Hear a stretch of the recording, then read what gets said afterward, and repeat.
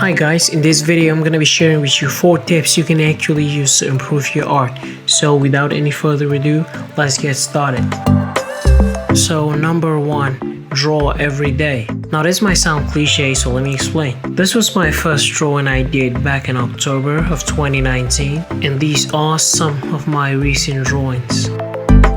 As you can see, there is a huge improvement because I practiced a lot and I drew every single day. That really helps you if you want to improve your art. Number 2, use lots of reference images. A good resource for something like this is an app like Pinterest where you can find images for poses.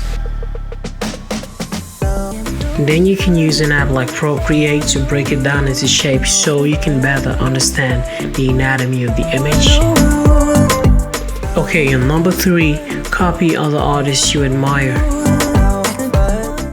Again, Instagram is another great app that you can use to copy and learn from artists you admire. You're copying to learn, you do not copy to steal their art.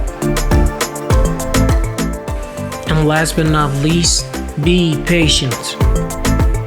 It took a great deal of effort back when I started in 2019 to be where I am today because I practiced a lot and I drew every single day. I hope you found some value in this. Thanks for watching, and I'll see you guys in the next video. Bye.